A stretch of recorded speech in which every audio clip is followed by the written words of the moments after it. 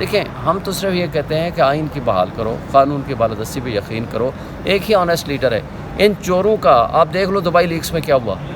ان چوروں کے خلاف نیب کو نظر نہیں آتا، وہ جنگل کے بادشاہ کو نظر نہیں آتا کہ ان چوروں کے خلاف ایکشن لیں، جن کی ذمہ داری تھی کہ چوروں کو اپنے انجام تک پہنچانا ہے اور چوروں کو تحفظ نہیں دینا. آپ نے ملک کے بارڈرز کا تحفظ کرنا ہے، ملک کے لوگوں کا تحفظ کرنا ہے، اس کی بجائے آپ نے چوروں کو تحفظ کرنا شروع کر دیا ہے. تو پھر یہی ہوگا.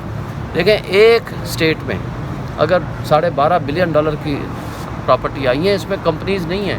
اس میں مریم نواز کا کوئی کہتے ہیں کہ مساج سینٹر نکلا ہے، اور باقی حسین نواز کی پراپرٹی ہے، زرداری صاحب کے 3 بچوں کی پراپرٹیز ہیں، محسن نقوی کی بیوی کی ہے، اور ان سب لوگوں کی جو دبئی لیکس ہے. بھائی اس میں تحقیقات تو کر لو.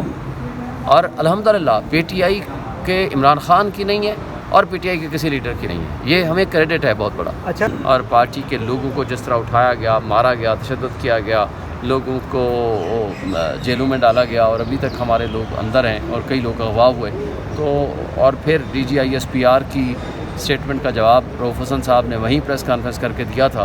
تو ظاہر طاقتور لوگوں کو تکلیف تھی. اور منسٹر فار انٹیریئر کون ہے؟ محسن نقوی ہے. محسن نقوی کون ہے؟ وہ وائسرائے ہے. وائسرائے کس کا ہے؟ وہ بادشاہ کا ہے. اور بادشاہ کہاں کا ہے؟ وہ جنگل کا بادشاہ ہے، کیونکہ پاکستان کو تو جنگل کا قانون بنا دیا ہے انہوں نے. تو یہ سارا سلسلہ اوپر سے لے کر نیچے تک آ رہا ہے. اب کارندے یا پیادے جو ہوتے ہیں ان کے پاس اتنی اتھارٹی نہیں ہوتی کہ وہ وائسرائے کو انکار کر سکیں.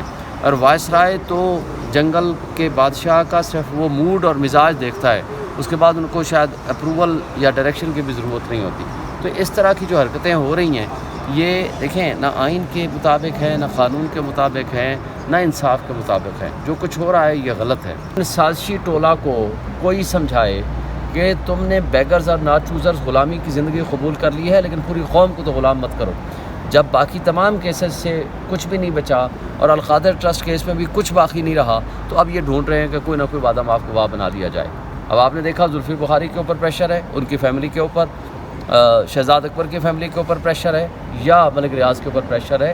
اور ملک ریاض جیسا بندہ بھی اگر آج کھڑا ہو گیا ہے تو آپ یہ سمجھیں کہ اب آپ بس کر لو. اب آپ نے جتنے ظلم کر لیے ہیں اب اس کی ریورسل کا ٹائم ہے.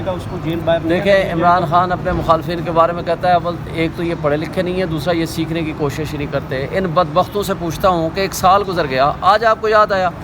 بھائی وہ اپنی فیملی کی سرجری کے سلسلے میں 9 مئی کو کراچی میں تھے. شاہ محمود قریشی صاحب وہ 9 مئی کے بعد 5 مہینے باہر، 7 مہینے باہر گھومتے رہے. وہ میرے ساتھ دوسری پریس کانفرنس کرنے آئے تھے، آپ کو یاد ہوگا. ابھی وہ گھر نہیں پہنچے تھے، گرفتار ہو گئے. بات یہ ہے کہ بدنیتی پہ مبنی جب مقدمات بناؤ گے تو پھر اس کا انجام یہی ہوگا. تو آج اگر وہ تھے کہ 9 مئی میں، آج آپ کو یاد آیا کہ 9 مئی میں جا کر ان کو گرفتاری کی جائے. یہ ساری بدنیتی ہے، بے ایمانی ہے، بد اخلاقی ہے، بد دیانتی ہے، غیر آئینی ہے، غیر قانونی ہے، ناانصافی ہے. اس سے زیادہ ہم کچھ نہیں کہہ سکتے. ہر ایک دیکھیں دباؤ ڈالنے والی ایک ہی کلاس ہے، وہ جنگل کے بادشاہ اور اس کے نیچے والی ہیرارکی ہے. اور اس کے علاوہ جن پہ دباؤ ڈالا جا رہا ہے، ہر اس شخص پہ دباؤ ڈال رہے ہیں جو کسی نہ کسی لحاظ سے کنیکٹڈ ہو سکتا ہے کسی کیس کے حوالے سے، یا کوئی کنیکشن نہیں بھی بنتا ہے تو انہوں نے وعدہ معاف گواہ بنانے ہیں، تاکہ کیس میں تو ہے کوئی نہیں القادر ٹرسٹ کیس میں.